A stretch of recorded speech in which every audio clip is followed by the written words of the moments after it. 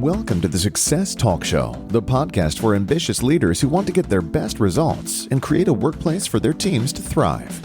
Each week, we share practical advice to help you accelerate your success and grow as an inspiring leader. Now, here's your host, Leadership Success Coach, Donna Ceriani.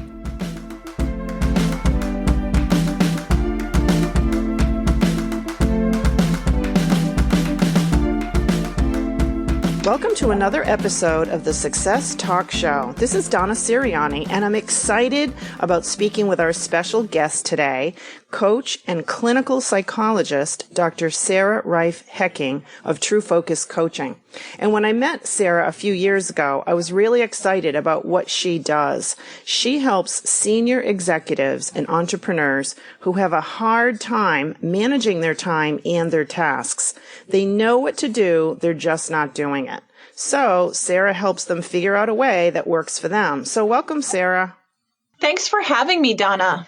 Yeah, I'm excited because almost every single person I work with, because as you know, Sarah, I work mostly with, senior leaders and executives in technology and financial services. And one of the challenges I hear them most often mention, especially, they're working in a fast-paced environment, but it's that feeling of being overwhelmed with so much on their plate. So I'm curious, what are the first couple of steps someone should take when they're feeling overwhelmed? I love this question because I think overwhelm is one of those things that many of us feel and we don't give voice to, right? It just becomes that sort of background operating that really can shut us down, and it drains so much energy. So the first thing I tell people, Donna, is to really notice that feeling of overwhelm and start to recognize what's causing it. Where's it coming from? Sometimes it's because we're tired, we're exhausted. There's so many different things flying at us in the day. But I want you to get as specific as possible about what the source is. Where is that starting? And start to notice, is it with a thought, or is it with a certain project or a bunch of people or a particular group that you're responsible for? What is really the source of that feeling of overwhelm? So that's the first piece. Does that make sense? It makes total sense. And I love that advice, Sarah, because it starts to pile on. If someone feels they have too much to do, so that leads me to my next question, because usually when someone feels they're overwhelmed, it then becomes a challenge how to sift through what's important versus what's urgent or emergency or the sort of noise and clutter that just shows up in the day. So I'm curious, when someone's trying to diagnose this and put their finger on it, and then they're trying to actually set priorities. So what's the biggest mistake that you see executives make when they're setting their priorities? I love, again, so many great questions. I think the mistake that I see most often is that they forget that planning and thinking are priorities, right? So what ends up happening is they don't give themselves the space to do the big creative work that only they can do with their brilliant brain. And what ends up happening is they go from meeting to meeting or email to email, phone call to phone call, social media post to social media post, whatever it is in their particular industry. And they forget to set aside time that they can do the big picture thinking that is critical to their job and for them adding their brilliance to their workplace and their business. Sarah, I think that is really fantastic advice. And so I'm when you say, they forget to set aside time, is that something they should plan for a certain time of day or day of the week? Or, if I was sitting looking at a calendar to decide where do I put in that critical thinking time, what advice do you have on where I would put that in my calendar? Well, I always want people to start first with what they know to be true about themselves and their own daily rhythms. Right? Some of us are morning people, some of us are afternoon people, some of us are late night people. So I want people first to really tap into what do they know is true about their own energy throughout the day and what their business day looks like and their personal day looks like. So with those three things on the plate, the thing that happens is you need to ask yourself, then when is the optimal time for me in my own personal energy to do that kind of work, right? If I had that magic wand, right? And clear that space. And then you want to try and clear that space for yourself. And it might mean that you actually have to leave the office to get that space or leave the house to get that space. Oftentimes people like to do creative big picture thinking either early in the morning or later in the evening. That tends to be because that's when things are quieter. You can create quiet. You just have to take control over your environment and probably take yourself and move yourself to a quiet place to do that kind of work. If you need complete quiet, what we need usually is uninterrupted time. And so we need to set some boundaries around when people can interrupt us or not, and then set up the physical environment that supports you being able to do that big picture thinking, right? So for some of us, it's complete quiet. Some of us, it's a little bit of background noise. Some of us, very few of us, do well with lots of noise around, right? So again, you want to tailor that. But the most important thing is you want to claim that time. Put it in your calendar at a time that you know is going to work best for you in terms of your own energy and thinking, and then put some boundaries around it so you know that it's not going to be interrupted. Just like if you're having a meeting with your boss, right? You need to honor that time for your big picture thinking, just like it was your most important client or your most important corporate leader that you were going to work with. Yeah, that's great advice, Sarah. And I know for myself, having worked in always in a very busy technology environment where it's just constant noise and interruption, because, typically we're in open office environments. And the only way I could ever have that big picture thinking time was 5 or 6 in the morning, or it was rarely late at night because I was exhausted. But in the morning, I'd get up super early and over a cup of coffee, that was my quiet time. All I could hear maybe were the birds. So that by the time I went to the health club or got to the office, I already had a chunk of time that I used to really, set the tone, set strategy, get some creative ideas. I really could never do it in the office because most of our offices had glass, even the conference rooms have glass walls. So you think you're in there doing something, for quiet time, but everybody's walking by, making hand signals. You got a minute? So it ended up not working out. But the other part of that I'm really interested in is this something someone should do, every day, every week? What rhythm do you think makes sense? Again, I want people to tune into their own rhythms, but if you don't have a sense of that, then start with, once or twice a week and see how that goes for you. I think at least once a week is important. And you also want to experiment with the duration of time. Lots of times we feel like we need to have, 3 hours or this huge chunk of time to do all of this strategic planning.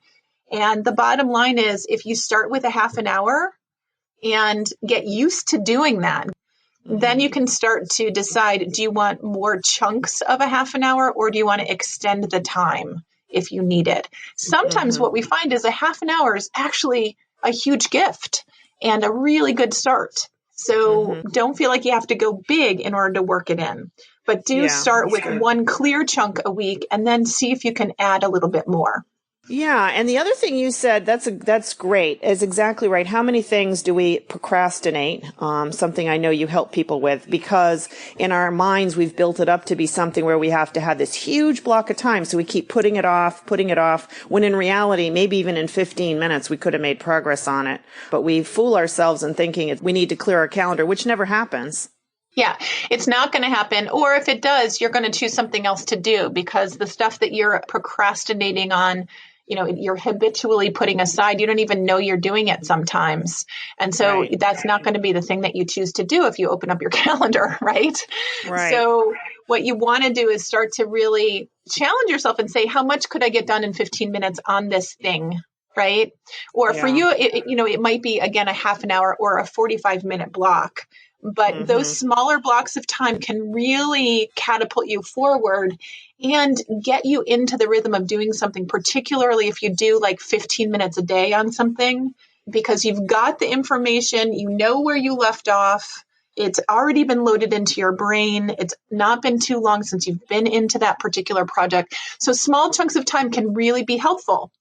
And at the same time, if it's something that you've tried a small chunk of time with and you realize you need a larger chunk because of the way your brain works doing that particular activity, then honor that and set yourself up for success, which might mean you have to take the stuff and leave the office, right? So if we get back to your comment about even the conference room has windows on it and people are waving at you, we all have to figure out what is our way to get our protected time. For some of us, it might be actually leaving the office. Some of us, it might be finding a place that you can close the door that doesn't have windows. Sometimes you can also do things like put headphones on, act like you're in a conference call, right? Do not disturb sign, whatever it is in your cubicle, that can make a big difference and create that boundary so that coworkers know not to wave at you, that you really need to not be interrupted. Yeah, I love that. Now, when you mentioned about really changing where you're working, and I wish I had these tips years ago, Sarah, because you know what I would do? I would wait till everybody, and I did this for decades, I'd wait till everybody went home. I'd be the last person to leave the building because I'd say, now it's quiet. So I finally got wise and started doing it, before I went to work. But the other thing I've experimented with, and I like what you were saying about you may just need to find a good venue. So, so often I've worked with colleagues or clients where they're trying to do their thinking time in front of their computer. And when you're sitting in front of your laptop or your desktop, there's that constant magnet to just open up email or social media or whatever it is you're working on.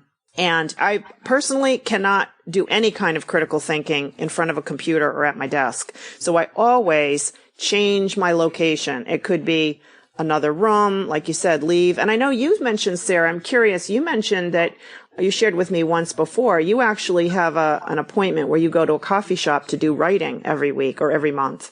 And so I'm curious what advice you have on sort of finding that right venue. So let me tell you the story of how that works. What I decided to do years ago, one of my good friends, Jay, and I both needed to do our own writing related to our own businesses, not stuff we were doing for other people. And we were having a really hard time getting that in. So what we decided to do was to meet every Thursday at Starbucks. We met at 9:00. And the routine went like this. For the first 15 minutes, we would check in, say hi, get caught up on our weeks, get our coffee, get set up. Then we'd ask each other, what are you writing on right now? And then once we were clear about that, we would write for about 45 minutes or an hour. And then we would catch up for another 15 minutes and we'd be out of there by 10:30. And we did that for, I would say, 2 or 3 years straight. I was able to create tons of material that I now use to run time management classes and do 3 days workshops and work with my VIP clients on. And those 45 minutes to an hour a week really supercharged my writing. So what I want to suggest to people that are listening is that whatever it is, that thing you need to do, but you're just not getting to it, you can set aside that time for yourself to go to a coffee shop or meet with a colleague or go to a conference room with the doors closed, windows shut, pull the curtains if there's curtains, right? And put a do not disturb sign on the door. And know that if you consistently do that and chip away at that project, give yourself that space to do that work uninterrupted, it's really going to add up over time. I love sharing that with that. I have clients that have gotten so much work done with that strategy that they've gotten promotions. I've had, entrepreneurial clients that have built, new material for their businesses. I have executives that use that for new business proposals and their big picture thinking time. So it's really a very useful tool.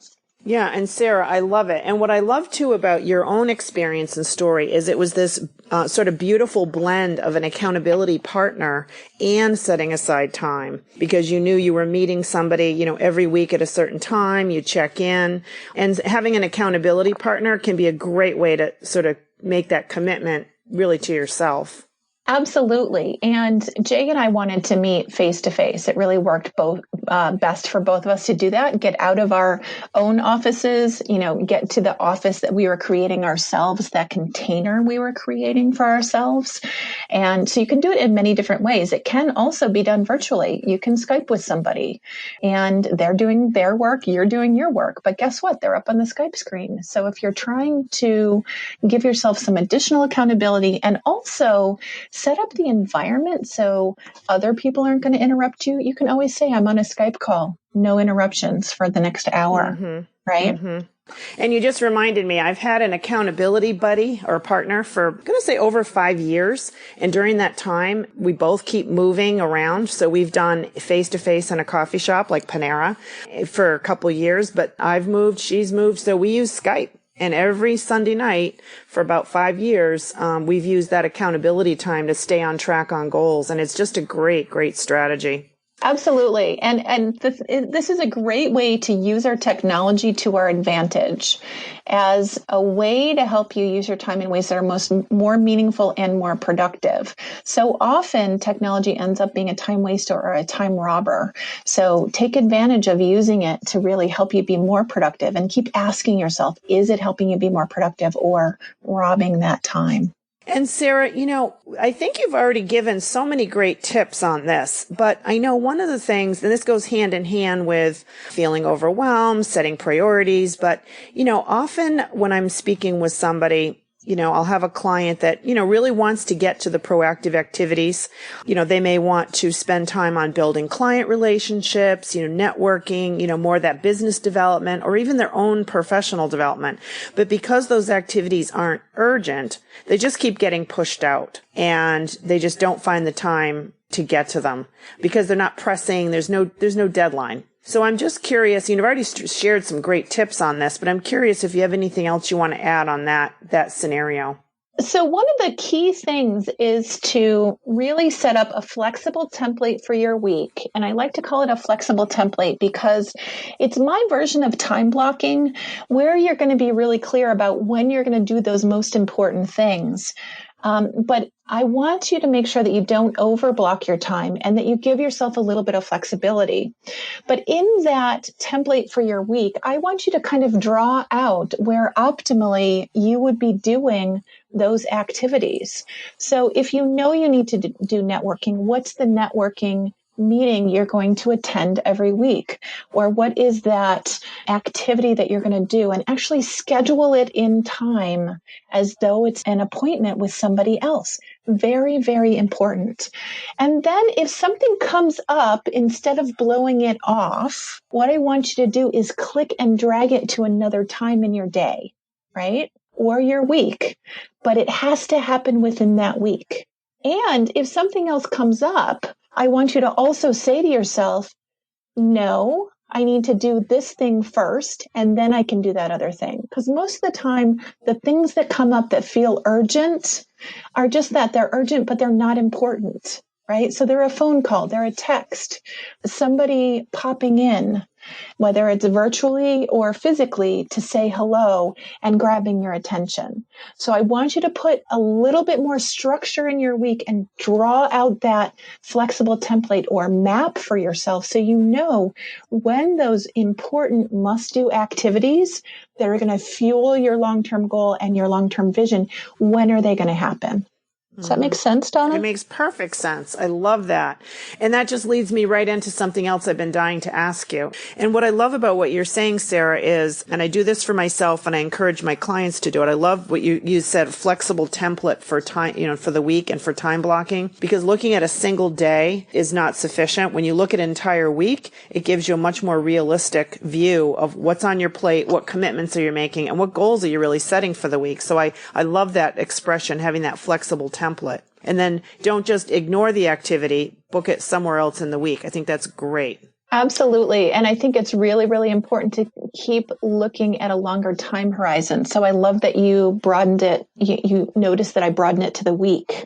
And sometimes for some people, some industries, you really need to be looking out 2 weeks or a month, at least once a week. So notice that also, really important.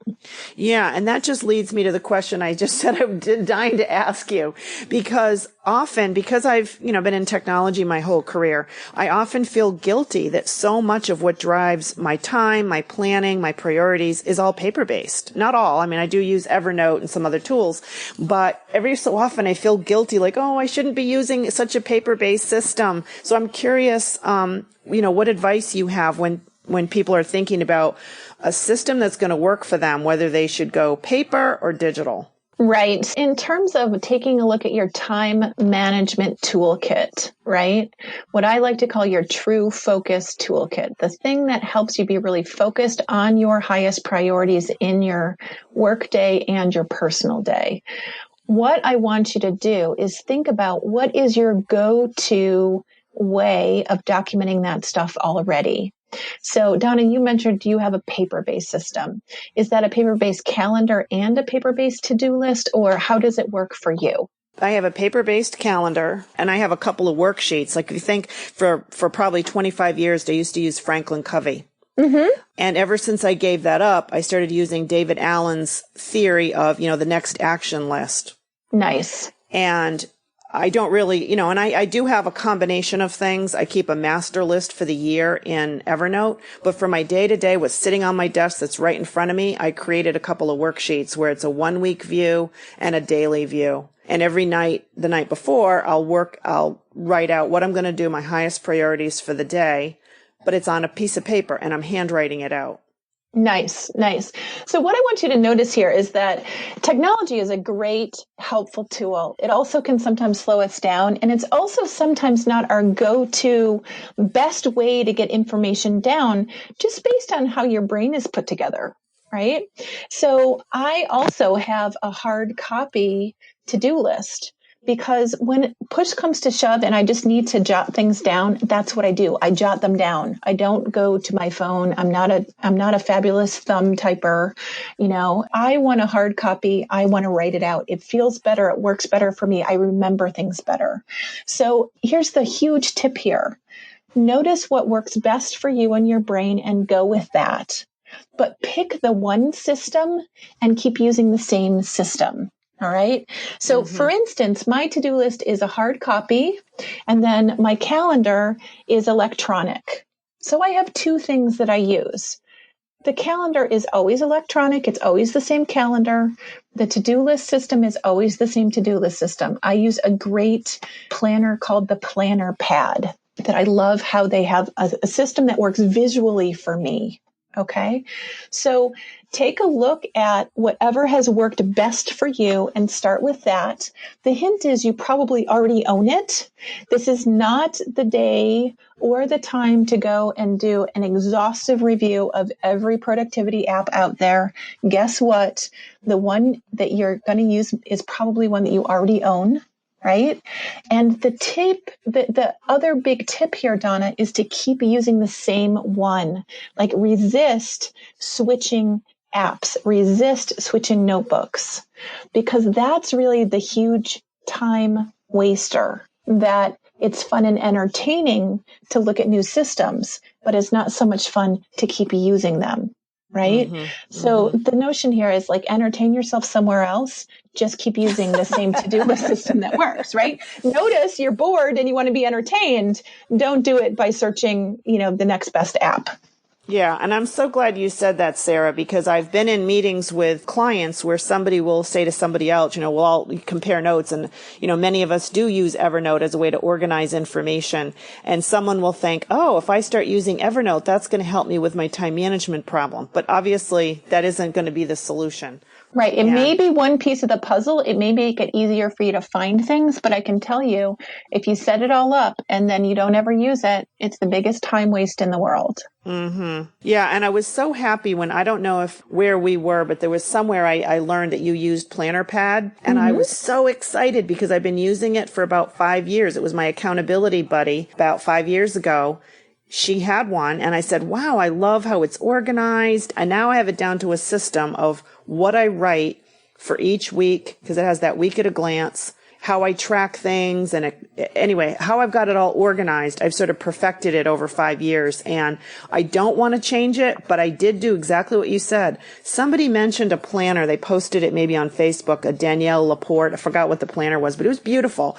And I looked at it and I contemplated it and I thought, no, wait a minute. What am I doing? My planner works great. Why am I thinking of getting a different planner?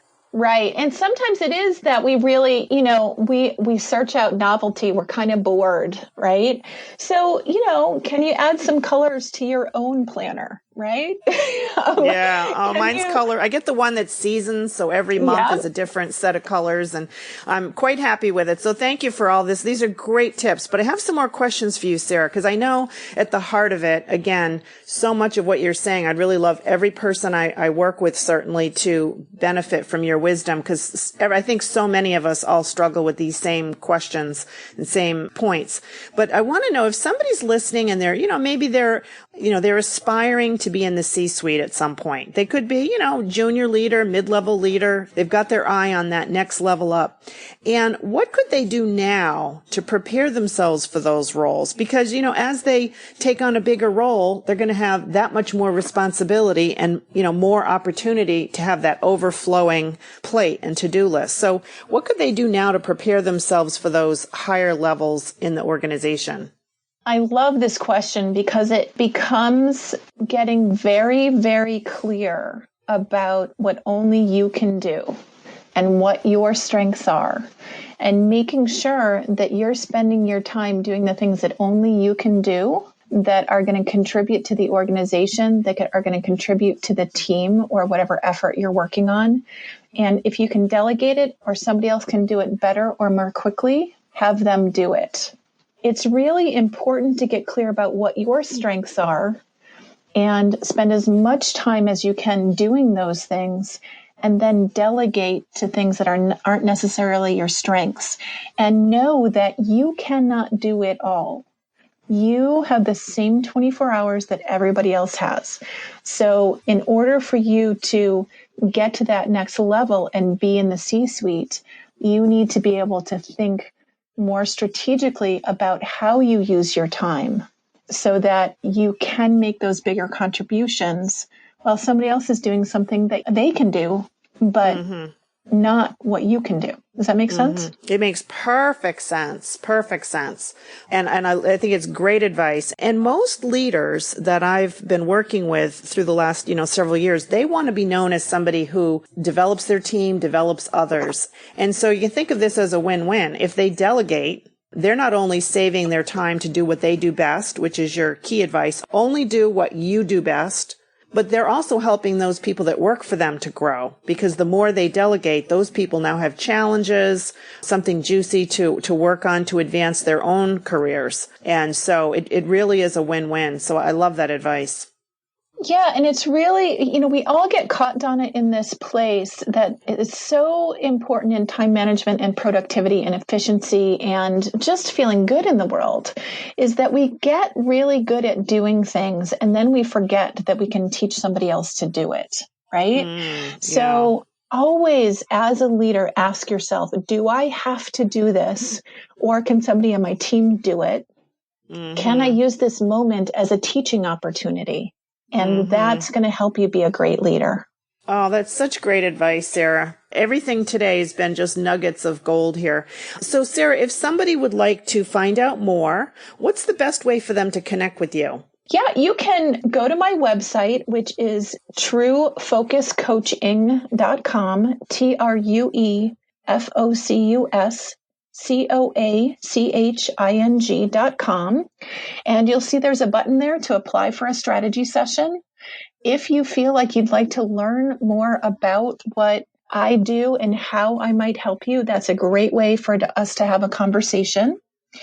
And I also have a quick little fun gift for people that want to take about 4 minutes and get a sense about what their strengths are related to managing their time and their tasks. And that's called True Focus Quiz. So if you go to truefocusquiz.com, you'll see there's a quiz you can take. Takes about 4 minutes, gives you customized feedback about your own time management and procrastination and overwhelm, all of those things that pull into time management. And you'll get some clear tips about how to take the next level in terms of managing your own time and tasks in a way that works better for you. Great. Sarah, thank you. I love free gifts and I love quizzes. Me too. I got to go take it. And, time management just is one of those topics that I just think everybody could benefit. So if, for anyone listening, I love that you've got something really fantastic they could do, right away. So Sarah, thank you so much for your time today. You are welcome. Thanks for having me. I love getting the word out on this information, and I just so respect what you do, Donna. I'm happy to contribute to your people. Oh, thank you, Sarah. So everybody, remember to go to truefocusquiz.com or truefocuscoaching.com to connect with Sarah. All right. Have a great day.